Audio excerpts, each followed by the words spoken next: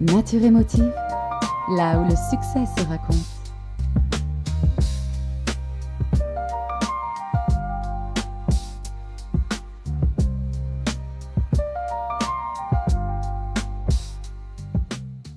Bienvenue à Nature émotive. Aujourd'hui, comme je le fais tout le temps, je vais juste lire un petit peu une petite introduction. Cet épisode-ci, je l'ai redouté depuis longtemps. C'est pas un épisode qui va être nécessairement facile à livrer. On va traiter d'un sujet qui touche malheureusement à beaucoup trop de monde. Et pas parce qu'il n'est pas important, au contraire, je l'ai évité, je pense, parce que c'est un sujet qui est lourd, puis un sujet qui dérange, qui secoue, puis qu'on doit enfin aborder. Je suis honoré de l'aborder avec vous aujourd'hui, mesdames. Aujourd'hui, j'ai la chance d'être accompagné de deux femmes parmi les voix les plus influentes du Québec sur le sujet. Sylvie Boivin, tu es directrice générale du Centre de prévention du suicide de Montréal. Ton leadership et ton engagement touchent concrètement des milliers de vies chaque année. Julie Kim Godin. Julie Kim est avocate de formation et coroner qui a présidé plusieurs enquêtes publiques et des investigations sur la thématique. Tu es aujourd'hui avec nous du Bureau du coroner du Québec. Ton regard lucide sans compromis confronte la réalité et les leçons de notre société. Et nos organisations et nos leaders doivent en tirer justement ces leçons-là. Vous le devinez, dans cet épisode-ci, on va parler de suicide, de prévention, de leadership, du tabou et de notre responsabilité. On va confronter les réalités déconstruites sur ces mythes, puis on va explorer aussi ce que chacun peut faire pour faire une vraie différence autour de soi, dans son milieu de travail et dans la communauté. Premièrement, mesdames, bienvenue à Nature émotive. Merci. Merci de votre confiance. Puis Merci. merci de donner votre temps à ce sujet-là qui n'est pas facile. Comme je le disais, puis on a allégé ça, puis on en a ri un petit peu dans les rencontres, mais il y a vraiment quelque chose en arrière de ce sujet-là, moi, qui me freinait ou pas que je voulais pas l'aborder, mais qui me faisait peut-être douter d'aller là ou est-ce que j'ai besoin d'aller là, tu sais, avec la plateforme qu'on a. Puis j'ai été rassuré rapidement avec Sylvie, Julie dans les rencontres ou avec l'équipe aussi du CPSM. J'ai été rassuré vite que c'est pas obligé d'être dark, puis c'est pas obligé d'être triste, puis c'est pas obligé d'être ça. Tu sais. Rapidement, en 2024, 10 782 personnes se sont rendues aux urgences pour des idées suicidaires. Ça, c'est juste à Montréal. C'est 548 hospitalisations pour tentatives qui ont été recensées à Montréal. Et 70 000 personnes de 15 ans et plus ont pensé. Ça dit quoi, ces chiffres-là? Ben, c'est sûr que c'est des chiffres qui peuvent faire peur à la base. Quand tu entends ça ou que tu vois ça circuler, tu te dis hey, c'est tellement de monde qui sont touchés par cette thématique-là. En même temps, il faut se rappeler que le suicide, c'est multifactoriel. Ça, c'est, je pense, l'importance de se rappeler que il n'y a pas qu'un seul événement qui amène les gens à penser au suicide. Il y a souvent la goutte d'eau qui fait déborder le vase. Moi, je l'appelle comme ça, là, mais souvent, c'est sous la trame de plusieurs autres problématiques ou plusieurs autres situations qui amènent la personne à vivre de la détresse. Mais on ne peut pas se cacher non plus les yeux en se disant que dans les dernières années, on a vécu des trucs hyper difficiles pour plein de gens, des pertes d'emploi, une augmentation du coût de la vie, de la difficulté à se loger. Et là, j'en passe. Là. Il y a beaucoup de choses qui se sont produites dans les dernières années qui nous amènent à se dire, ben il y a des gens qui ont vécu de la détresse. Il y en a qui ont une grande résilience. Il y en a d'autres que par une multitude de raisons, ça les a touchés, puis ça les a pris de court, puis c'est comme un raz de marée, ça les a ramassés, je vais dire ça comme ça. Alors oui, c'est des gros chiffres, mais tu sais, c'est pour ça que ça n'a pas besoin d'être dark, c'est parce qu'il y a de l'espoir. Puis moi, c'est ça aussi, aujourd'hui, que j'ai envie qu'on jase, c'est l'espoir qu'il y a lié à la prévention du suicide. Les deux, puis là, je m'adresse à vous deux, puis soyez bien à l'aise. Tu sais. Pourquoi, je m'étais noté ici une question, tu sais, pourquoi est-ce que ces expériences-là restaient si souvent silencieuses, mais même à l'inverse de ça, puis vous pouvez répondre comme vous voulez, là, comment deux femmes aussi pétillantes, aussi, à la limite, même drôles, là, tu sais, je vous connais pas personnellement nécessairement, mais déjà, on est en studio en arrière-scène, puis ça niaise, puis on rit, puis je veux dire, ça doit être quand même peut-être difficile. De mon point de vue à moi, on dirait que je me dis, ça doit être tellement difficile comme job, faire ça à temps plein. Mm.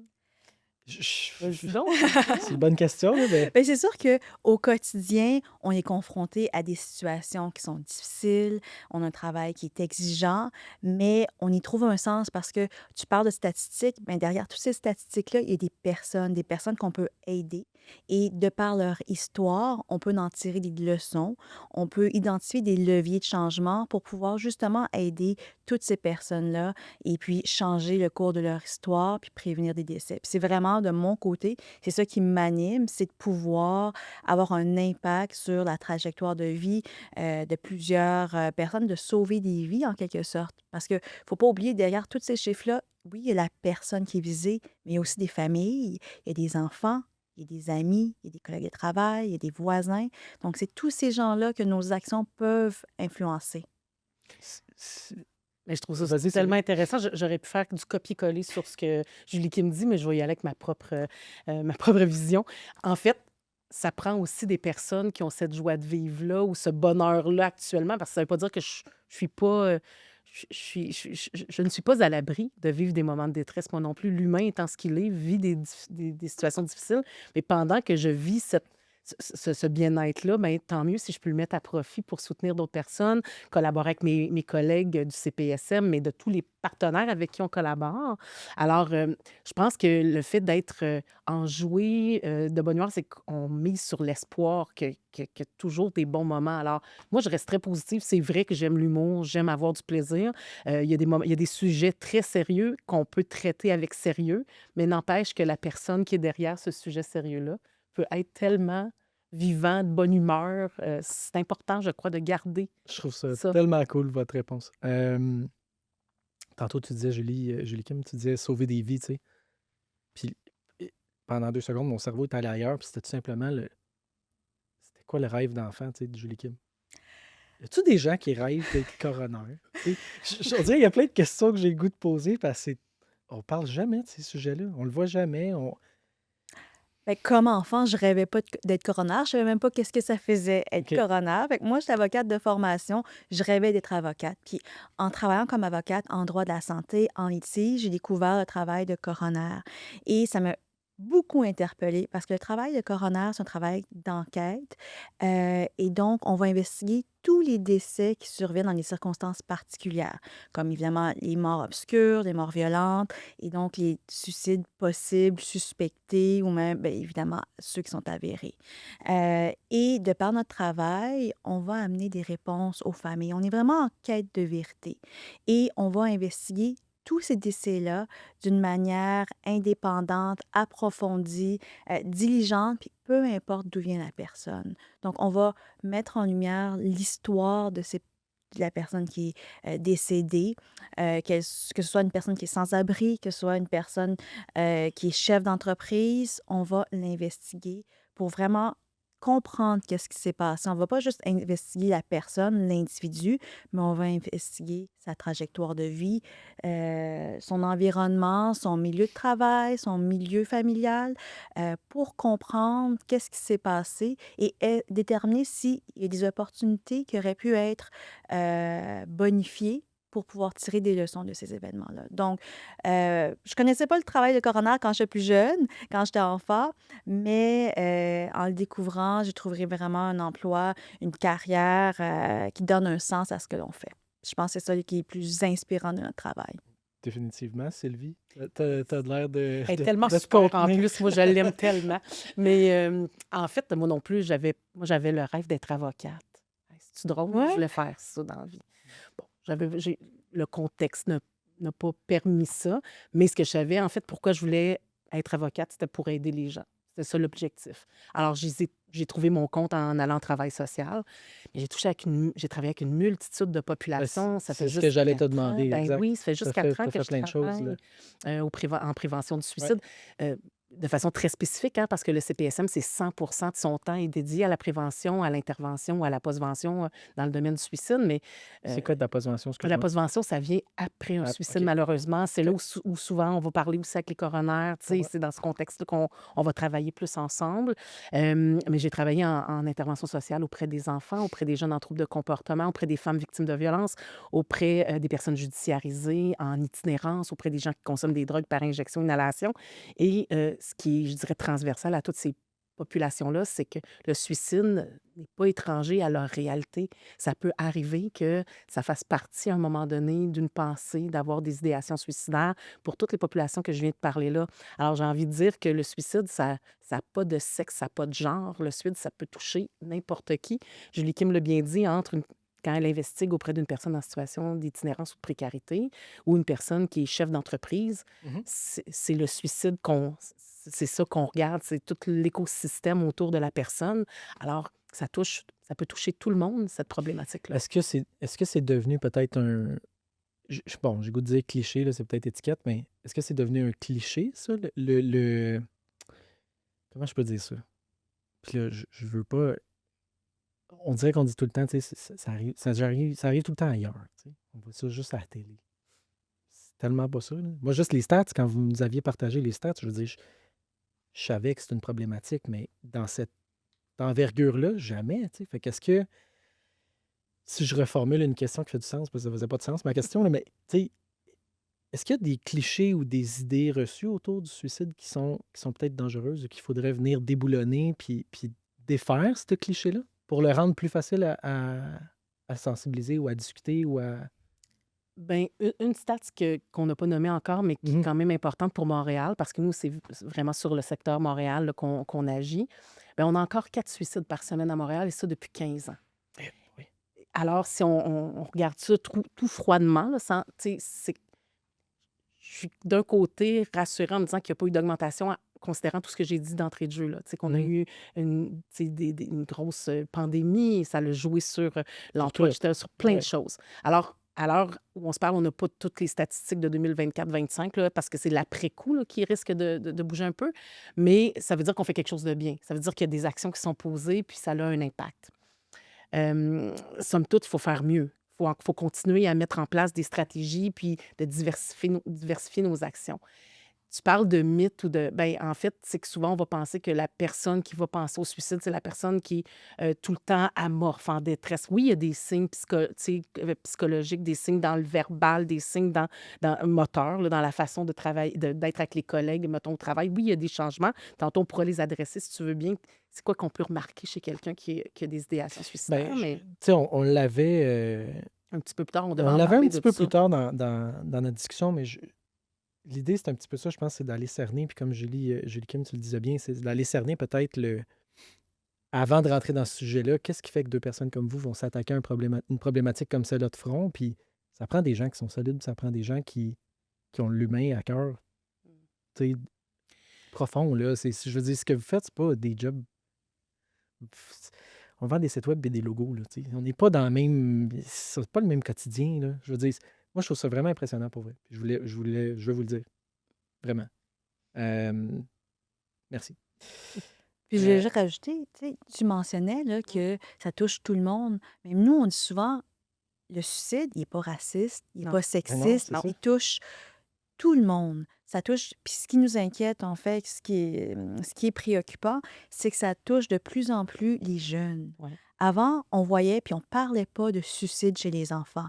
Maintenant, malheureusement, on parle de plus en plus, on voit de plus en plus comme coroner d'idéation, d'hospitalisation chez les jeunes, les Tout à jeunes fait. filles, les jeunes garçons, les adolescents. C'est un enjeu qu'on voit. Donc, quand on parlait qu'on voit des personnes en situation d'itinérance, des chefs d'entreprise, mais ça peut être aussi leurs enfants, leurs cousins, leurs cousines.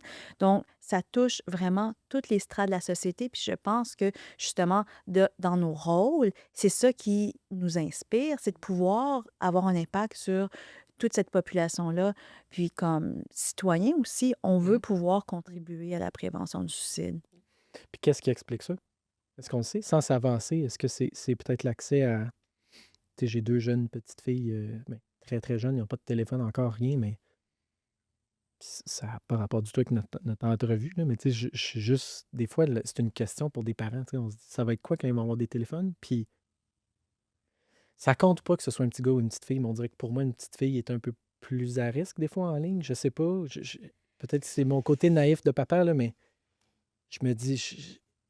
Quand je dis à risque, c'est, tu sais, de la cyber-intimidation. C'est l'image de la femme maintenant qui qui parlent quasiment à des enfants là, en ligne. Des fois, c'est un peu weird. Est-ce que tout ça est Ben, Je sais pas. comme Sylvie, tu je te le laisse disais, répondre parce que c'est je veux pas. multifactoriel. En même temps, j'entends que toi, tu es préoccupé parce que tu es un parent qui a 2 enfants, puis tu dis, ben là, écoute, ça se peut très bien que mes enfants soient touchés par ça. C'est vrai que les jeunes filles sont davantage présentes dans nos statistiques, surtout au niveau de l'hospitalisation. Les hommes en haut de 35 ans demeurent quand même la tranche de personnes qui se suicident davantage. Tu sais. Alors, faut rester que ces stats-là existaient il y a 15 ans, ils existent encore aujourd'hui. Mais est-ce qu'on voit arriver des nouvelles populations qu'on voyait moins? Peut-être. Est-ce que c'est parce qu'il n'y en avait pas avant? Bien là, il y a aussi tu sais, l'œuf ou la poule. Maintenant, on en parle davantage, on offre les ressources qui sont existantes, on en parle, on les voit affichées.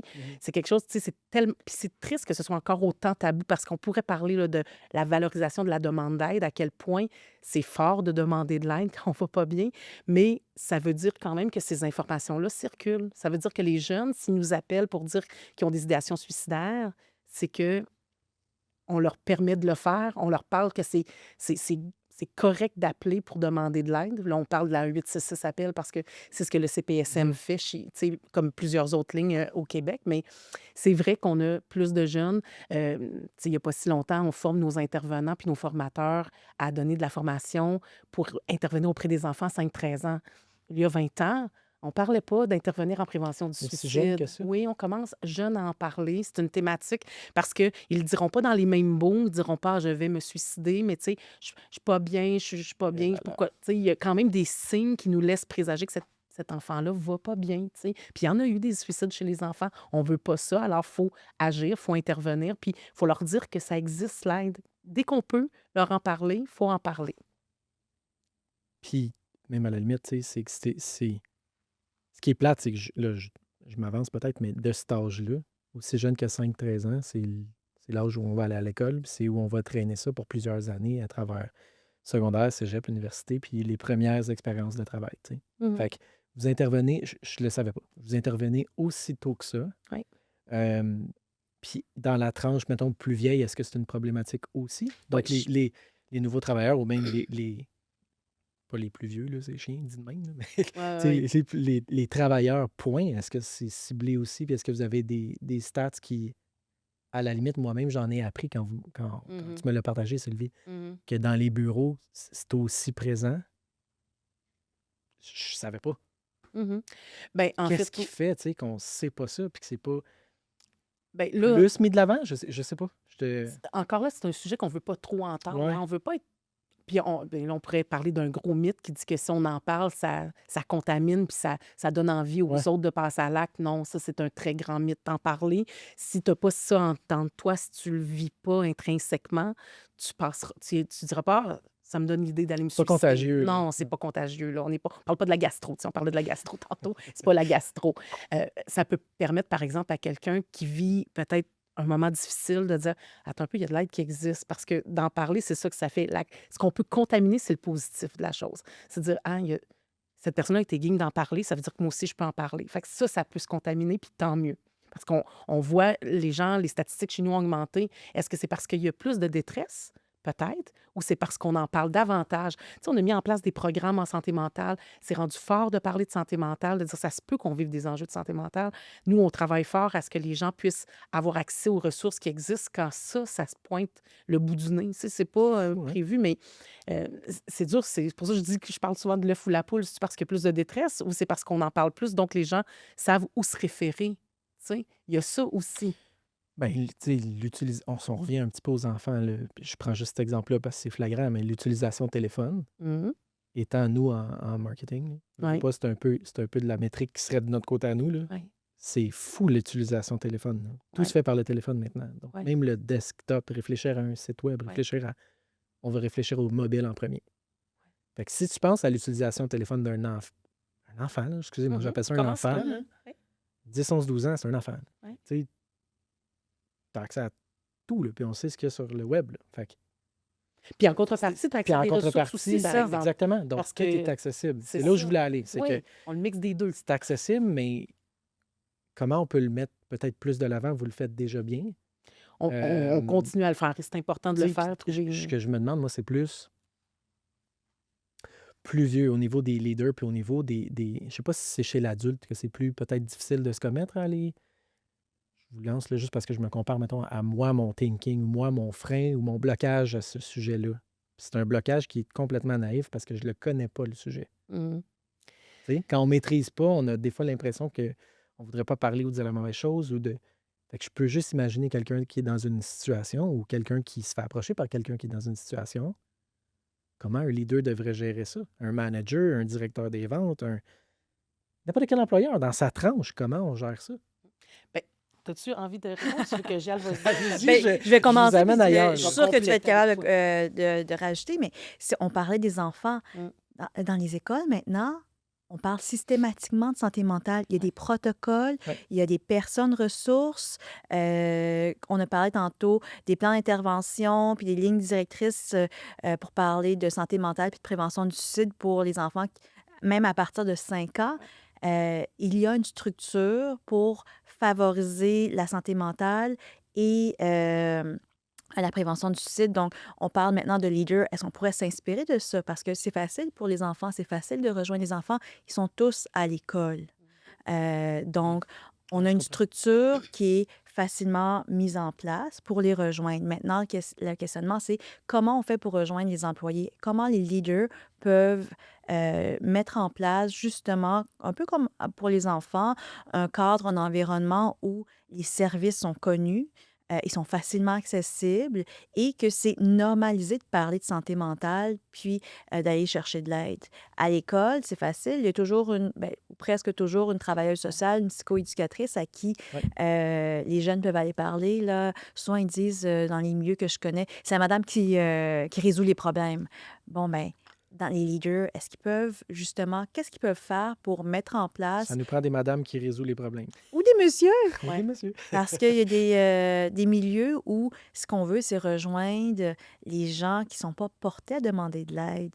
Puis c'est ce qu'on voit comme coroner, malheureusement, c'est quand on voit que le milieu de travail aurait pu être un acteur en prévention du suicide, c'est là où les gens ne sont pas portés à demander de l'aide. Donc, il faut que les leaders réfléchissent à comment on peut mettre en place des stratégies pour rejoindre nos employés, pour créer un cadre, un environnement où la demande d'aide est normalisée et qu'ils savent où aller chercher de l'aide.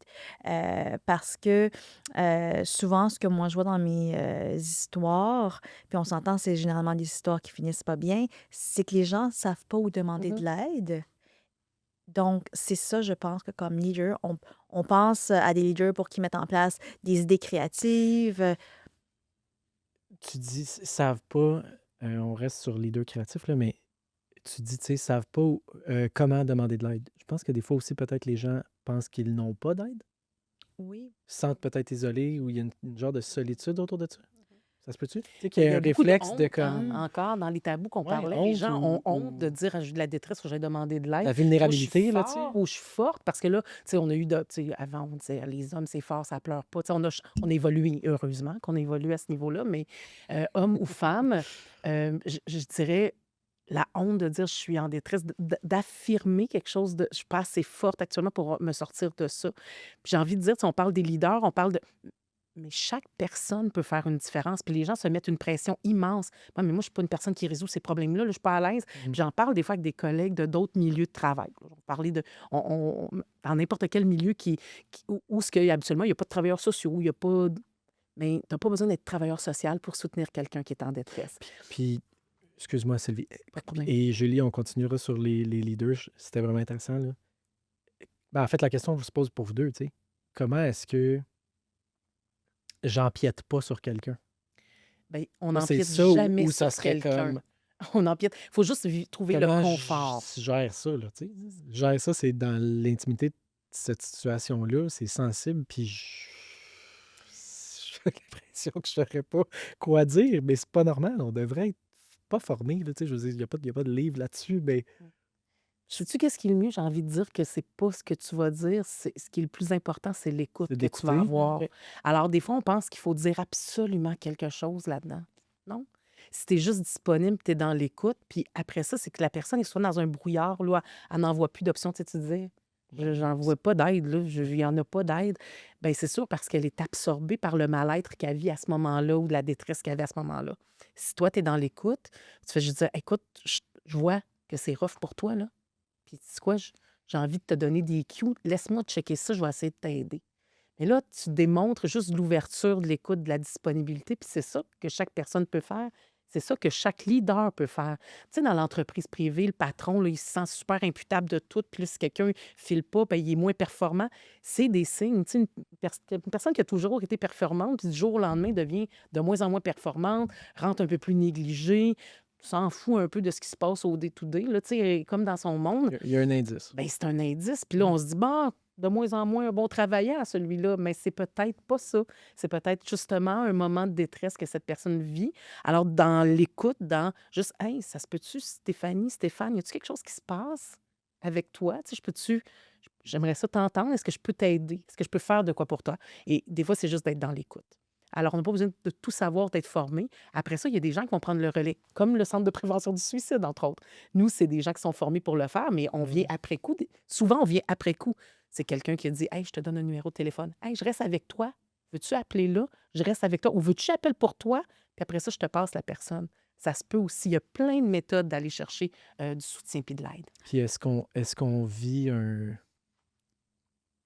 Est-ce qu'un scénario où la personne se sentirait mis sur le spot, là, genre? C'est pas la bonne expression, mais tu sais, est-ce que ça peut peut-être amener à ne pas vouloir le partager, ne pas vouloir se renfermer sur cette problématique-là? Parce Oui. que ça, c'est plate, mais... Et là, ça peut être dans, tu sais, qu'est-ce qu'on peut dire? C'est dire, je vois qu'il y a eu des changements, Ouais. je te sens moins présent, je te sens plus fatigué, on dirait que tu consommes plus d'alcool. Tu sais, ce genre de trucs là, qu'on remarque parce Ouais, qu'il il y y a a des des choses dans indices. des indices, puis est-ce que ça va bien? Tu sais, des fois, on pose la question, vous savez comment c'est très générique, comment ça va? Ouais, Ça va? tout le monde va bien. Tout le monde va bien. C'est Ouais. particulier comment on va tout bien tout le temps. Et je suis sûre qu'à chaque jour, on va pas bien tant que ça tout le temps. Mais tu sais, de juste de dire, ah, OK, je te sens moins comme d'habitude, y a-t-il Ouais. quelque chose? Alors, on est plus dans l'écoute. Mais ce que je vois dans mon quotidien, puis ce que j'entends de ce que tu me dis, c'est que le leader n'a pas besoin d'être un thérapeute ou d'être un intervenant. Je pense que son rôle, c'est davantage de créer un environnement où c'est Favorable. normalisé d'écouter, de parler. Et aussi, on parle de, on va les référer au CPS. Mais le leader, son rôle, c'est justement de faciliter la demande d'aide, de mettre en place des mécanismes, des stratégies, il peut être créatif, pour faire connaître les ressources d'aide, vous faire connaître. Et dans certaines organisations qui sont plus, je ne vais pas dire importantes, mais qui ont plus d'employés, une plus grande structure, c'est de mettre en place des programmes d'aide, des programmes de soutien, de les faire connaître, puis de s'assurer qu'il y a des stratégies pour les faire connaître de manière répétée, pas juste la première journée où on commence son emploi, là, puis qu'on dit, voici le papier du programme d'aide, puis on n'en reparle plus. Il faut normaliser cette demande d'aide-là. Parce que, comme on disait, des fois, il y a des silences, des tabous, on n'est pas à l'aise d'en parler. Donc, il faut briser ces tabous-là, cette peur d'en parler. Parce que souvent, le silence, comme on disait, ça peut provenir de la peur du jugement de son entourage, que ça a un impact sur sa trajectoire de carrière, sur qu'est-ce que les autres vont penser de moi. Donc, je pense qu'il faut briser ce cycle-là. Puis en parlant, puis en ayant un environnement sécuritaire, on peut favoriser, le leader peut favoriser, puis agir en amont, prévenir. Sécuritaire puis bienveillant. Ouais. Est-ce qu'il y a... Je pose la question, Sylvie, tu peux me répondre, je suis sûr. Est-ce qu'il y a des programmes qui Oui. existent, genre, déjà Oui. pour mettre en place des... Bien, là, il y a une loi qui vient de sortir il n'y a pas si longtemps, qui est la loi 27, qui encadre tous les risques psychosociaux. Et ça, il n'y a personne qui peut faire abstraction de cette loi-là. Ce qui veut dire qu'il faut mettre en place, ce que Julie Kim disait, tous les mécanismes pour s'assurer que les personnes qui sont en mode travail, tu sais, on travaille 35-40 heures semaine, on est présent dans ce milieu-là, mais on a une vie autour, fait qu'il se passe d'autres choses quand on n'est pas au travail. Alors, ça se peut que des fois, même si on ne veut pas le traîner, que ça l'amène. Donc, il y a une loi qui existe pour s'assurer de mettre en place des mécanismes pour éviter que des gens vivent de la détresse ou d'être vigilants et alertes, bienveillants aux personnes qui vivent de la détresse.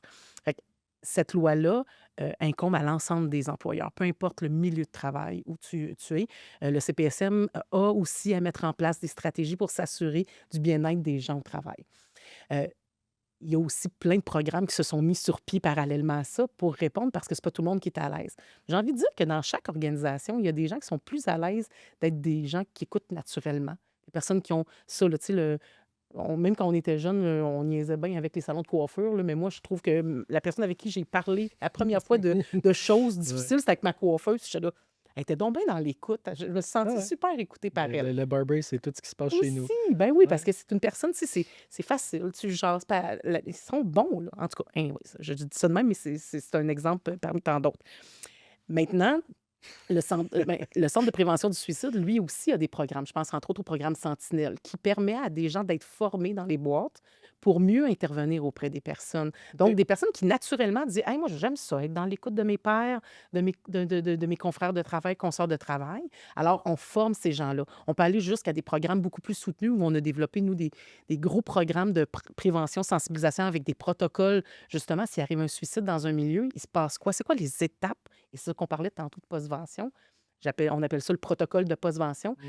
Selon nous, là, puis là, je le dis là, bien, vous allez m'entendre dire ça à Montréal là, dans les prochains jours, semaines, mois, je souhaiterais que chaque groupe, entreprise, milieu de vie, scolaire, cégep, primaire, secondaire, cégep, universitaire, milieu de travail, ait un protocole de postvention. Pour nous, un protocole de postvention, c'est égal à un protocole en cas d'incendie. On sait tous, là, quand on sort d'ici, là, il y a une petite pancarte qui dit Ouais. voici ce qu'on doit faire en cas d'incendie. Nous, on veut que chaque milieu se dote de ça. S'il y a un suicide dans un milieu, ça a un impact pas juste sur la personne là, qui vient de décéder, sur sa famille, mais sur les pairs, sur les collègues au C'est sûr. travail, Ben oui. parce que c'est un milieu de vie. Alors, nous, on veut que chaque milieu de vie ait ça. Alors, vous allez nous entendre parler avec notre projet qu'on est en train de développer. Qu'est-ce Là. que ça met de l'avant, Bien, ça sensibilise c'est premièrement ça? les gens à cette thématique-là, qui a un potentiel. Il y a un Comment, potentiel. comment le gérer Oui, ou... quoi OK. faire si ça arrive? Mais des fois, tu sais, si on en parle, qu'on a un protocole, c'est déjà une thématique qui est bien acceptée dans le milieu. On sent qu'il y a de l'ouverture. Fait que si un patron, une patronne dit OK, on va avoir de la formation, on va créer un protocole de postvention. Si une personne vit de la détresse, c'est déjà que son milieu est bienveillant à cet égard-là, c'est plus facile d'aller en jaser. Fait que ça vient d'ouvrir la porte. Il n'y a pas besoin qu'il y ait de suicide, puis on souhaite qu'il n'y en ait pas. Comme on ne souhaite pas qu'il y ait d'incendie. Est-ce que la situation peut être gérée pareil pour, tu sais, pour toutes les... Moi, c'est là où je challenge un peu. Là. Je me dis, Un protocole de postvention, ça doit être adapté au c'est milieu. ça, c'est adapté au milieu. Tout le OK. temps. Parce Et que ça se c'est fait avec pas, un tu professionnel qui gères le pas ça fait. de la même manière n'importe comment. Ben Tu sais, non. ce qui arrive là, peut être différent d'un On cas à l'autre. sous-estime en tout cas. l'impact que ça peut avoir même sur la productivité de l'entreprise. Là. Tu sais, on se dit, ben si cette personne-là est décédée, oui, Ça touche les à toute amis, l'équipe, là. toute l'équipe. Ben oui. Des fois, même les fournisseurs, puis ça touche les clients, ça touche Aïe, aïe, aïe. tellement Non, de c'est monde. Alors, je pense qu'on ne s'est pas doté encore tant d'outils. Ça existe depuis quand même longtemps, la postvention, mais nous, on va le mettre davantage de l'avant. Fait que quand tu parlais de programme, de mise en place de Mhm. stratégie, ça n'est une, parce que ça fait juste déjà ouvrir. On est en sensibilisation, prévention, quand on a un protocole, on sensibilise que la thématique existe. Et là, on en parle de façon large. Et chaque personne qui vit un moment de détresse à un moment donné peut dire hey, on en parle dans mon milieu de vie, fait que j'ai le droit d'en parler à un collègue, je ne serai pas jugée, j'ai le droit d'aller voir mon patron parce que lui, il a mis ça en place. Fait que lui, il est déjà. Puis si Déjà le patron, ouvert il dit, mais moi, je suis pas à l'aise de recevoir ça, parce que ça arrive, ça aussi. Mon Dieu, je dis quoi avec ça? Bien là, dans son On va protocole, il y a avoir toutes cerné les quelqu'un dans ressources. l'équipe Ben qui oui, est puis une ressource. il a été formé, puis il y a toutes les ressources en plus avec lui parce qu'il y a un package de Puis ressources. j'imagine qu'un cas comme ça arriverait, on peut se tourner de bord puis appeler au CPS. Vous pouvez appeler au CPS même si on n'est pas sûr que la personne est en détresse suicidaire. On OK. peut appeler au CPS, puis nous, la force du Centre de prévention du suicide, c'est aussi de connaître son écosystème. Donc, si quelqu'un nous appelle, il ne parle pas de détresse suicidaire, mais il dit qu'elle vit des enjeux conjugales, admettons, avec son conjoint, sa conjointe, bien, on connaît les ressources qui peuvent venir en aide aux femmes, aux hommes, les maisons d'hébergement pour femmes victimes de violences, OK. on connaît Il y a un toutes ces travail ressources-là. d'écho, là. Bien sûr, OK. bien sûr. Super intéressant. Est-ce que tu vis un petit peu le même, Julie, le même... Tu vois en fait le même portrait? Est-ce que c'est un portrait qui est aussi, tu sais, au niveau entreprise, comment je peux dire ça? Je m'exprime pas bien.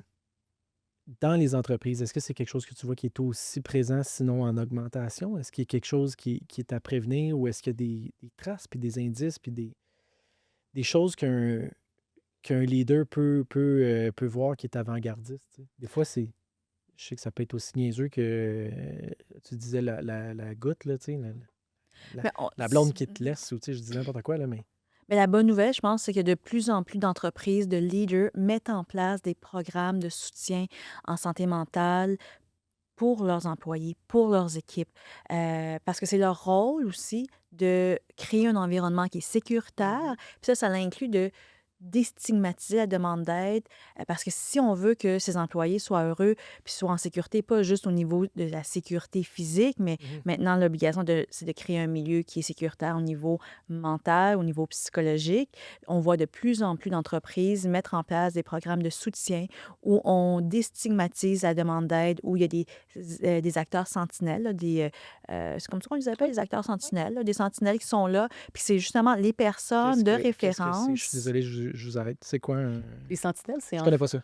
en fait, c'est le programme qui permet à des gens d'une entreprise d'être formés et OK. plus informés sur la OK. prévention du suicide et les enjeux de santé mentale. Mhm. Et c'est ce qui fait que, au final, ces personnes-là reçoivent de la formation continue, des infolettes du centre de prévention pour les outiller, du Donc, des matériel à personnes distribuer, ressources, mais des qui personnes sont ressources dans la préparées, boîte. puis qui Oui. sont... Et qui ne sont pas des travailleurs sociaux, qui ne Mhm. sont pas des éducateurs, qui sont pas des psychologues, mais qui ont envie de contribuer au milieu de vie sain que Ben, vivent puis je les pense que c'est Québécois. peut-être aussi plus facile de se confier ou de parler à quelqu'un qu'on connaît, puis quelqu'un qu'on identifie, puis qu'on voit dans notre environnement de Oui. travail ou qu'on voit Puis à qui est l'école, peu formé. importe, tu sais, qui est formé pour Même bien... chez les jeunes, on le voit Oui. de plus en plus Oui. dans les universités, il y a des Oui. sentinelles. On met des sentinelles dans les résidences étudiantes, au sein de différents Mhm. professionnels. Donc, je pense que c'est une stratégie qui est inspirante. Puis, un autre élément que moi, je trouve particulièrement inspirant, c'est que dans certains milieux plus à risque, ils vont être beaucoup plus innovateurs sur les démarches parce que, vu qu'ils sont plus à risque de vivre la détresse, on peut penser, par exemple, nous, on les appelle les gens en uniforme, Mhm. donc ils sont souvent aux premières loges de drames humains. Bon, mais eux vont souvent avoir des stratégies qui sont en place pour déstigmatiser la demande d'aide, où il va y avoir des intervenants spécialisés qui vont intervenir auprès d'eux juste pour normaliser leur présence, puis normaliser la présence, de, normaliser de Tu sais, parler de ça. je me demande même... tu vas me trouver niaiseux, je te le dis d'avance. Je me demande même, tu sais, je prends l'exemple, job de coroner, là. Tu fais-tu des cauchemars à tous les jours, là? Tu sais, tu penses-tu toujours à... Ça doit être... Tu comprends, c'est niaiseux ce que je dis, mais je suis comme...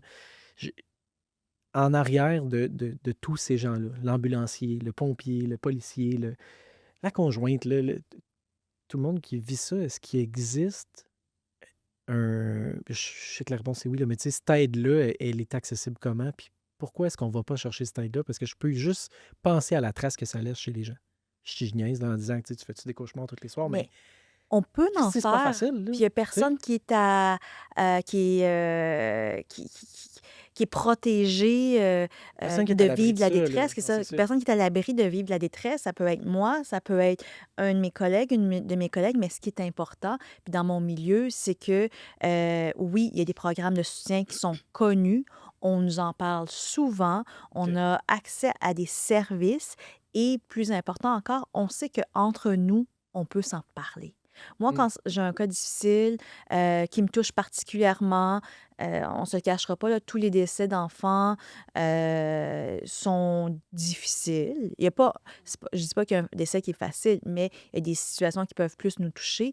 Donc, je sais que si j'ai un décès d'enfant, parce que je suis particulièrement touchée par ça, ben c'est sûr que je vais aller en parler avec mes collègues après pour ventiler. Tu sais, on parlait de Ouais. post-vention, c'est pas juste suite à un suicide, c'est suite à un événement difficile. On parlait tantôt, tu parlais de pompiers, c'est la même chose. Dans les casernes, il y a souvent des programmes suite à des interventions difficiles. Puis il y a même des travailleurs sociaux qui, dans certaines casernes, là, ils sont connus puis ils viennent régulièrement pour justement aider tout le monde à en parler.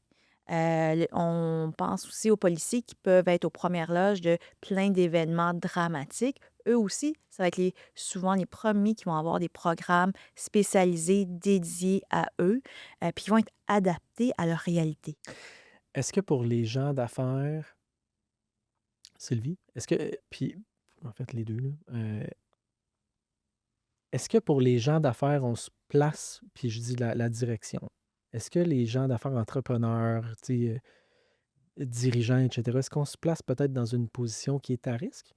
Ayant la pression des décisions, la pression financière, tu sais, tu disais tantôt, des fois, on sent qu'on a besoin de le porter, là. Mhm, Le problème de ma gang, ça devient mon problème. mhm, Parce que je suis faite comme ça, puis je prendrais une balle pour mon équipe, tu sais. mm. Puis je me demande si des fois, peut-être qu'on a premièrement une pression qui ne nous appartient pas, qu'on prend sur nos épaules.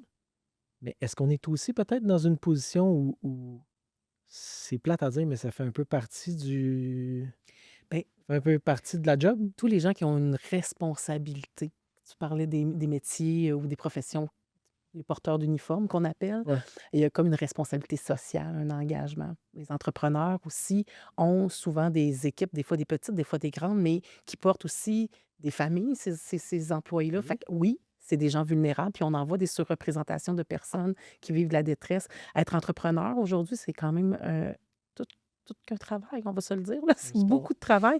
Et les directions d'organisation aussi, les employés ne sont pas non plus exclus de ça parce qu'ils sont parfois une maman monoparentale qui s'occupe d'un enfant, tout ça. Donc, toutes ces responsabilités-là, des fois, ça devient un poids, ça devient difficile. De là, l'importance d'avoir une soupape, un endroit pour évacuer quand on vit ce genre Ben, c'est parce que la d'enjeu-là. problématique ne s'arrête pas aux employés. Non, c'est ça, c'est parce que c'est Il y a le conjoint à l'imputabilité. la maison, il y a C'est les ça. enfants, il y a le... Si ça marche pas, là, puis c'est moi qui est responsable, puis je suis imputable de tout ça, puis Ah ça mon marche Dieu, pas, il moi, se passe quoi, là, tu sais? je pense que ça vient même un peu de ça. Tu sais, au début, je vous le disais, c'est un blocage. Je pense parce que j'ai peur du sujet, pas capable de bien en parler, comprends pas bien tu sais, un manque vraiment de connaissances, puis être en connaissance de cause des chiffres. Quand tu m'as partagé les chiffres, Mhm. Sylvie, puis avec ton équipe, là, on salue d'ailleurs Fanny et Samuel, là. Mhm.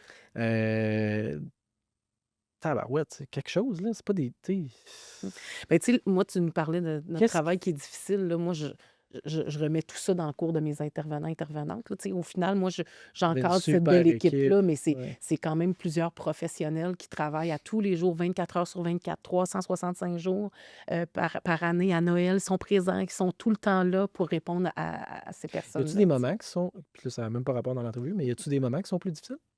Bien, encore Dans là, l'année? il y a des mythes, hein, parce qu'on dit souvent que c'est à Noël, puis C'est c'est au ça? jour de l'an. Ben non, c'est pas nécessairement là. Il y a comme des périodes au mois de mai, c'est comme une période où nous, on voit une augmentation. Et genre, là, je vous dis ça, mais nous, dans la famille, on niaise, là, tu sais, le mois de novembre. Là. Oui, parce que c'est le mois des morts, là, tu sais, on appelle le Ben, je mois sais de pas, mais novembre. tu sais, c'est gris, c'est plate. Tu sais. Non, c'est pas Même en nécessairement affaires, c'est là. mort. Tu sais, c'est tout le temps plus slow en novembre. Fait que... C'est sûr que quand on fait des campagnes de promotion, on a plus d'appels, mais nous autres, ça fait notre affaire parce qu'on a accès aux gens. Fait que, tu sais, Puis la campagne de promotion, elle vise quoi exactement? C'est de mettre de l'avant les programmes? oui, de mettre de l'avant les programmes, mais aussi de valoriser la demande d'aide, de dire aux gens que s'ils vivent des difficultés, de la détresse, il y a des ressources. Nous, on est toujours dans le mode espoir. Tu sais, Mhm. on sait que. Puis il y en a qui pensent dans les mythes que cette personne-là, elle s'est décidée. Elle va passer à l'acte, puis il n'y a rien à faire. Il y a toujours quelque chose à faire et tout le monde peut faire une différence. Ça, j'ai envie vraiment de le mettre de l'avant parce qu'ils vont dire je ne peux rien faire, moi, je ne suis pas formée là-dedans. Merci, c'est là où je m'en allais. Ah, Ben, oh c'est mon Dieu. c'est là où je m'en allais, on est rendu là. Tu disais les mythes, puis là, je trouvais ça drôle, on est bien timé, on est tabarouette, vous êtes bonne. Tu sais, il y a un tabou, je m'en ai dit tabou corporatif, mais c'est pas juste corporatif. On se rend compte, plus on en parle, puis plus je réfléchis depuis tantôt avec vous deux, c'est partout. C'est partout. Puis tu sais, il y a sûrement des gestes simples, des mécanismes simples qu'on est capable de mettre en place qui font une grosse partie de la job pour aider. Y a-tu des petites pépites d'or que vous pouvez peut-être nous laisser? Parce que des fois, on sent qu'on n'a pas cette aide-là. Puis je dis je prends la parole pour tous les entrepreneurs, mais Ben, c'est un peu tantôt, je méconnu disais, des tu en fois as dit comment. déjà des trucs intéressants, tu sais, d'ouvrir la porte à ce que les gens puissent venir en parler, que ce soit pas perçu comme être faible d'aller nommer ça, au contraire, que ce soit perçu comme être fort de nommer qu'on vit un moment de difficulté, de mettre en place des programmes parfois très, très simples, de dire, ben les sentinelles qu'on parlait tantôt, Mhm. ou juste de dire, ben il y a cette personne-là, elle est la personne qui va vous recevoir puis qui connaît toutes les ressources, d'avoir un bottin de ressources. Tu sais, un petit bottin de ressources simple, de l'afficher sur le babillard de la cuisine. La personne, tu sais, elle s'en va de façon, parce qu'il y en a qui ne veulent pas en parler, puis c'est correct aussi, il faut respecter ça, mais d'avoir des trucs dans la boîte qui sont toutes simples, qui permet aux gens d'avoir accès à ces informations-là rapidement. Peut être un mécanisme simple pour un entrepreneur ou gestionnaire ou un directeur d'organisation, tu sais. Puis, tu sais, je peux me permettre de rajouter la nouvelle loi 27 là, qui met en place des obligations pour l'employeur de créer un environnement sécuritaire au niveau psychologique. Ça inclut d'être capable d'identifier les risques propres à son milieu. Donc, Ouais. dans chaque milieu, comme leader, comme employeur, il faut identifier les risques qui sont propres à son environnement, puis mettre en place des moyens, des Facteur de stratégies, des protection. facteurs de protection. Ouais. Puis ça inclut de le répéter, de le répéter, de le répéter. Facile Puis de quand on le répète, l'identifier, c'est ça qui... Mais C'est pas ça toujours se fait par facile de par le l'identifier. biais du protocole de post-vention que je parlais Ouais. tantôt. Ça nous permet vraiment de dire c'est quoi votre milieu de travail, qu'est-ce qui se passe ici, Mhm. c'est quoi les enjeux que qui sont surreprésentés, qu'on voit le plus souvent. Tu sais, ça ouvre le sujet. En fait, il faut juste se permettre comme employeur à un moment donné de dire hey, on va en parler pour vrai. Puis on le voit même avec les publicités de la CNSST en ce moment. On parle plus juste des blessures physiques. On parle que les blessures, ça se voit pas nécessairement, mais ça peut avoir un impact. Quand on parle, justement, tu disais des policiers qui arrivent sur un décès d'enfant, un coroner qui travaille, c'est des risques pour la personne d'avoir que ça l'atteinte à long terme, là. Alors, qu'est-ce qu'on fait pour assurer une sécurité de cette personne-là qui est aux premières loges de ça? Même chose pour nous qui reçoivent des histoires à tous les jours de gens en détresse. Bien, nous, le CPS doit avoir Mhm. des mécanismes à l'interne pour assurer la sécurité psychologique de nos intervenants psychosociaux, que c'est ça leur travail de faire, tu Puis, sais. juste par curiosité, c'est quoi exactement le processus? Quelqu'un qui appelle, c'est le temps de le plugger, là, Oui. mais c'est le Oui. temps, c'est le temps, là. Oui. Tu sais, quelqu'un on vit quelque chose. Oui. Qu'est-ce que je fais? J'ai envie, Step by step, parce ouais, que les gens vont l'écouter. ouais. Tu sais? J'ai envie de dire, premièrement, qu'avant qu'ils vivent quelque chose, il faudrait qu'on prévoie. Fait que là, idéalement, c'est de dire, hey, la loi 27 vient d'arriver. Moi, je vais mettre en place des trucs chez nous pour m'assurer que mes employés, mon équipe de travail et moi-même, on ait tous les outils nécessaires pour faire face à, malheureusement, peut-être un drame un jour. Puis on se le souhaite à personne, soit dit en passant. Donc, de le faire avant. Maintenant, ça arrive souvent que le protocole vient après un événement tragique ou malheureux. Donc, si une personne a vécu, puis ça peut durer longtemps dans le temps. Donc, il y a eu un suicide, ça ne s'est pas passé au travers, rien de ça, mais ça a un impact sur les gens du travail. Bien, se dire, on peut évaluer, ça ressemble à quoi l'équipe de travail, comment elle est actuellement au retour le lundi quand on apprend cette nouvelle-là. Donc, le CPSM aussi fait le protocole, mais aussi peut accompagner les équipes et va évaluer.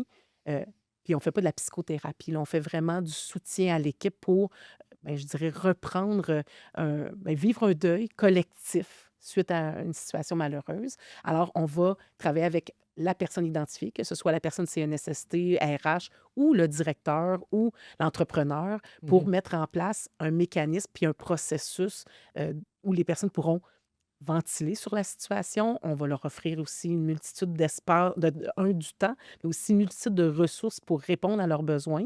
Il y en a que ça va être, peut-être que tu as besoin de te retirer temporairement du travail. Ça se peut que ça soit juste d'aller... Ça se peut que ça soit un tour à l'hôpital aussi parce que ça a été un choc important pour toi, mais on est là pour les accompagner, puis on définit le bon moment.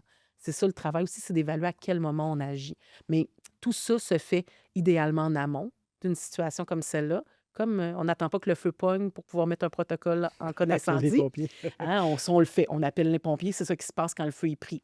Nous, ce qu'on souhaite, c'est de dire aujourd'hui, vous le savez que ça peut avoir des impacts, vous voyez agir vos équipes, vous voyez que la détresse peut être existante. Mettez en place tout de suite quelque chose qui fait que vous ne serez pas pris au piège s'il y a quelque chose qui se produit. Fait que vous appelez au centre de prévention, puis on va être en mesure de vous référer aux bonnes personnes, puis il y aura une analyse, puis on va travailler avec vous de concert à mettre en place quelque chose d'adapté pour votre Est-ce milieu. que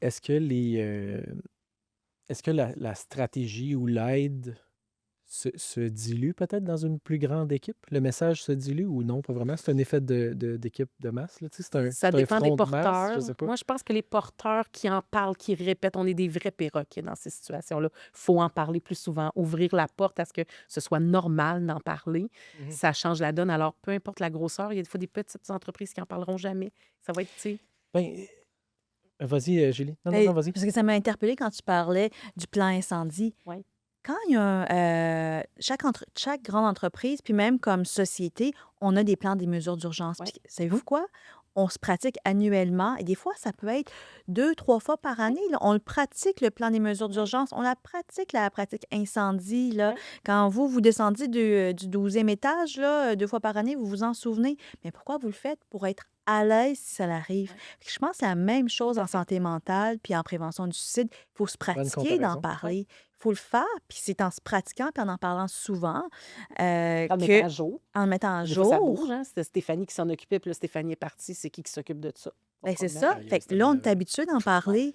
C'est personne qui s'en normalisé. occupe. Ouais. C'est Fait que vrai. c'est pour ça, c'est la même chose avec les manœuvres RCA, là, ceux Ouais. qui sont dans chaque entreprise, généralement, il y a une personne qui a son RCA. Bon, ben, il faut qu'elle la pratique pour être capable Est-ce que ça tombe plus d'intervenir. dans la cour ressources... On part pas une guerre, là, mais c'est-tu plus ressources humaines? Ben, ça Normalement, dépend Sylvie, peut-être que... Je sais pas, tu peux... ça dépend vraiment des entreprises. C'est pour ça que c'est important que le protocole soit adapté. Parce que OK. chaque entreprise a ses mécanismes. Il y en a qui n'en ont pas de RH, là. Il y en a que c'est le boss qui engage le monde, puis il y en a d'autres que c'est le coordonnateur qui s'occupe de ça, puis d'autres fois, c'est un employé qui gère Dépendamment de l'envergure. ben, c'est ça. Alors, c'est là Ouais. que l'adaptation est nécessaire. Alors, c'est pas un one size fit all pour tout le monde. Il faut vraiment que ce Mhm. soit adapté. Et je pense que c'est la force. Tu sais, les plans d'incendie sont tous adaptés aux entreprises et aux boîtes, hein. C'est pas configuré tout pareil. On les fait pour chacune de nos boîtes. Pour nous, c'est la même chose.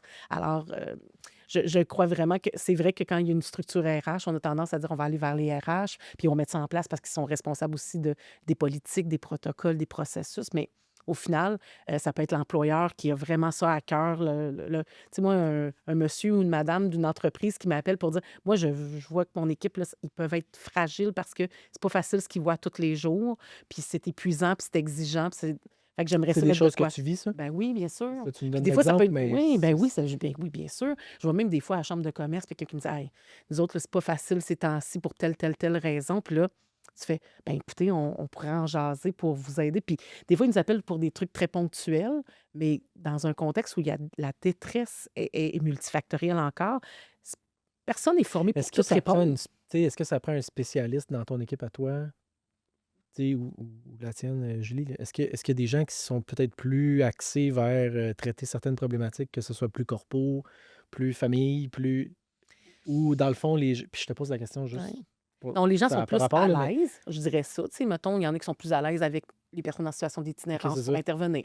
Il y en a qui sont plus à l'aise, mais ça, c'est comme à cause de nos personnalités. Fait que ça n'a Mhm. rien à voir avec la formation. C'est OK. vraiment mais ils sont tous en mesure de le faire avec l'ensemble de la population parce que c'est sur des bonnes pratiques. Tout notre travail est basé sur des bonnes pratiques en prévention du suicide qui ont été évaluées, qu'il y a eu des chercheurs connectés à ça. Alors, c'est juste le confort. Une question de confort. Mais tu sais, moi, je vois aussi qu'il n'y a pas un cas pareil. Ben non, Fait c'est que ça. chaque individu a ses facteurs de risque, ses facteurs de Ouais, protection auxquels on peut agir, mais il arrive au travail fait que c'est avec ça. Puis je pense que c'est le dénominateur commun. Il arrive au travail avec ça, c'est sa deuxième famille, souvent le ouais, travail. Donc, je pense que le travail peut jouer vraiment un rôle proactif en vraiment. prévention, autant de la détresse, en santé, Ouais. pour promouvoir la santé mentale, le bien-être, que la prévention du Mm. suicide. Je trouve ça le fun parce que, bon, je lisais, tu sais, on est quasiment déjà rendu à la fin. Ça paraît pas, là, mais euh, au début, je me rappelle dans la rencontre exploratoire qu'on a eue ensemble, j'ai dit à un moment donné, tu sais, il y a le cœur de papa en dedans de moi qui, je trouve ça difficile de parler de ça. Parce qu'on dirait que je ne saurais pas comment le gérer. Puis aujourd'hui, au bout d'une heure, c'est fou le nombre de pistes que vous nous avez données. Puis juste d'en parler puis de rendre ça, ça n'a pas besoin d'être grave. Ça n'a pas besoin d'être le deep puis dark. Puis tu sais, c'était un peu ça le but, je vous l'avais dit Mhm. en vous invitant sur la plateforme. C'était, on peut-tu rendre ça accessible comme information? C'est pas le fun, ça sera jamais un sujet le fun. Mais on peut-tu en parler puis le rendre, à la limite, euh, accessible? Puis dire agréable, tu sais, d'en parler que ce soit agréable, sans dire que le sujet est Mhm. agréable, là. Puis ça revient à dire, tu sais, on approche un segment qui est un petit peu plus personnel à vous deux, mais comment est-ce que comment est-ce qu'un leader ou un papa ou un peut peut-être à la limite ne pas prendre ça sur ses épaules puis juste en parler? Vous avez bien dressé les pistes. j'aimerais peut-être juste qu'on répète peut-être les coordonnées du centre avant de tomber dans quelque chose qui est plus léger puis propre à vous deux. C'est le moment où, Sylvie, je te donne vraiment la parole. Parce que je pense que c'est important que les gens soient informés puis qu'on sache où aller chercher cette aide-là, puis que ce soit facilement accessible. Bien, pour Montréal, le Centre de prévention du suicide de Montréal intervient entre autres sur la ligne 1866 appel. Ça, on le voit souvent même à la télé, là, actuellement, dans plein d'émissions quand on traite la thématique du suicide, on voit apparaître ces coordonnées-là. Donc, des fois, il suffit juste d'être devant la télé un soir à 19h, puis on va voir apparaître le OK. numéro. Donc, 1866 appel, qui est le numéro de téléphone pour parler de vive voix avec un intervenant qualifié. Après ça, il y a le 53 53 53 qui est par texto. On peut intervenir aussi par texto avec les personnes qui, des fois, ne veulent pas parler, ne se sentent pas à l'aise de le faire. Alors, ne pas hésiter à texter. Et finalement, il y a suicide.ca qui est par la plateforme informatique. Là, les gens peuvent clavarder. Ce service-là est en collaboration avec d'autres CPS. Là. On répond partout au Québec. C'est la particularité. Là. Suicide.ca, on répond partout au Québec avec le CPS de Sorel et le CPS de Québec. C'est les 3 mandataires là, pour suicide.ca. Ça, je dirais que cette arrivée-là a été formidable pour les jeunes, entre autres. On parlait des jeunes tantôt, mais les jeunes sont habitués de texter, d'utiliser leur téléphone, parlent moins au téléphone. Ouais, puis Alors, c'est plus impersonnel. Je pense que ouais, moins ça intimidant, enlève moins gênant. ça enlève la glace là, tu sais, de C'est à ça. quelqu'un là, de vivant de l'autre côté. Fait que c'est les 3 façons de nous rejoindre. Mais tu sais, le CPS fait une multitude d'autres choses, intervient aussi après un suicide pour le deuil. On accompagne les familles, on accompagne les amis, les collègues au téléphone, mais on les accompagne aussi en groupe quand ils sont rendus là. Puis nous, on est capable d'évaluer à quel moment ils sont prêts à parler avec des pairs qui ont vécu quelque chose de similaire. Et sous peu, ben, plein d'autres projets en intervention qui s'en viennent. On travaille d'ailleurs avec Julie Kim, cette volonté-là de mettre en place des filets de sécurité solides. Je pense que la force d'un centre de prévention, c'est d'être connecté, branché sur les nouvelles réalités, puis mettre en place des stratégies, donc des facteurs de protection Mhm. adaptés. Alors, actuellement, on est en développement de nouvelles initiatives. Le protocole de prévention, je vous le dis, là, je vais être tannante, là, mais je veux que tout le monde en ait un. Puis éventuellement, on travaille beaucoup avec mon point d'ancrage, qui est vraiment un programme entre la sortie de l'hôpital et le retour à la maison, parce que c'est souvent une période très névralgique. Donc, on veut vraiment travailler à adapter. Et c'est la force des groupes communautaires. Je le réitère parce que je fais partie de cette communauté-là depuis tellement d'années. Ça fait 27 ans que je travaille en milieu communautaire. Puis j'ai envie de dire que l'adaptation, la capacité d'adaptation, c'est une grande force, puis de répondre à des besoins constants, tu sais, une société qui évolue, qui est en changement. S'adapter pour répondre à ça, c'est tellement gratifiant comme travail. On tombe dans un volet qui est plus personnel. Julie Kim, moi, je voulais te poser la question. Est-ce qu'il y a, de partout les expériences puis tout ce que tu as vécu, quelque chose que tu aimerais laisser aux gens? C'est le Répondre, je moment, vais... Oh, oui, c'est vrai, c'est cette partie-là. c'est le J'ai moment oublié un cette peu partie-là. inspirationnel qui est. OK, je Je vais y pense aller. que c'est important parce que vous avez les deux des parcours qui sont solides. Vous avez vu de tout. Euh, Puis je pense qu'il n'y a pas grand monde qui prenne le temps vraiment de vous remercier pour ce que vous faites. Tu sais, on le dit, là, merci, c'est génial ce que vous faites, mais vraiment, tu sais, Sylvie, Julie, les deux, vous m'avez un peu expliqué. Là, Sylvie, tu me disais tout ce que ça comprend, ce service-là, puis l'équipe qui est en arrière. Vous emmenez large, là. Vous emmenez vraiment large. Puis moi, je veux vous remercier parce que c'est une problématique que moi-même, je me sens innocent. Je ne savais pas à quel point c'est important. Qu'est-ce qu'on aimerait laisser aux gens? Puis est-ce qu'il y a une belle leçon peut-être qu'on peut tirer de tout ça? Malgré toutes les statistiques, les données qu'on voit sur les suicides, sur les tentatives de suicide, je pense qu'il faut apprendre de ces histoires-là. En fait, je pense que c'est notre devoir comme citoyen puis comme professionnel, et même chose pour les leaders, d'apprendre de ces événements-là pour pouvoir prévenir la répétition d'événements comme ça. Puis ça, c'est le rôle du coroner, d'être là pour créer des leviers de changement. Mais je pense que chacun, nous avons ce pouvoir-là, que ce soit les leaders, les entrepreneurs, les employeurs. On a tous ce rôle-là. On peut avoir tous un rôle en prévention du suicide. Puis c'est vraiment ce que j'espère qu'on va retenir et qu'on formule, nous, comme coroner, comme recommandation. Est-ce qu'on peut tous avoir un rôle pour changer l'environnement, pour déstigmatiser la demande d'aide, les enjeux de santé mentale. Donc, je pense qu'on peut tous agir. Et comme coroner, de plus en plus, les recommandations vont dans ce sens-là, de déstigmatiser, de mettre en place des services de soutien, de les faire connaître et de faciliter l'accès. C'est vraiment ça, le nerf, je pense, de la guerre, c'est de faire connaître les services puis qu'ils soient facilement accessibles. Donc, je pense qu'on peut tous un rôle à jouer, comme citoyen, comme employeur, comme ami. On a tous un rôle à Ben oui. jouer. Sylvie, malgré tous les chiffres, les statistiques, le 40, je doute que tu fasses juste 40 heures, mais le 40 heures que tu dédies à cette cause-là, Mm.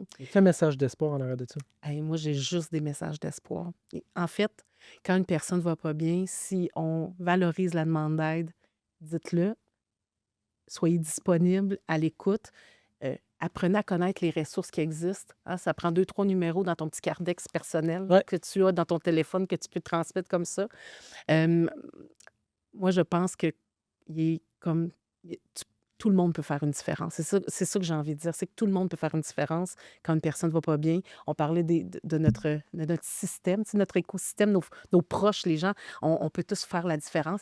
Puis j'ai envie de dire qu'il y a de l'espoir parce qu'on met en place des stratégies pour toujours améliorer la façon de faire. Alors, j'ai envie juste de dire aux gens, il y a de l'aide qui existe. Si vous ne le savez pas, puis vous ne la connaissez pas, demandez autour de vous. Puis nous, on devrait tous avoir dans notre téléphone, puisqu'on en a tous un avec nous, des petites ressources comme ça qui peuvent aider les collègues, les amis ou les proches. Euh, Puis les stats, on veut les faire descendre. Nous, notre objectif dans notre nouvelle campagne, c'est de réduire le nombre de suicides à Montréal. Puis on va travailler très fort pour arriver à ça. Ah, j'en doute pas. J'en doute pas. Est-ce qu'il y a des conseils concrets, juste pour les répéter, puis je sais qu'on l'a dit même plusieurs fois dans l'épisode, puis c'était un peu voulu.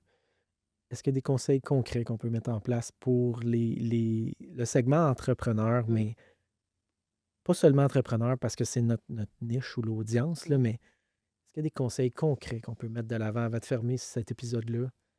Que ce soit dans l'approche, que ce soit dans la prévention, que ce soit dans tout l'aide est là. Comment est-ce qu'on peut faire changer les choses?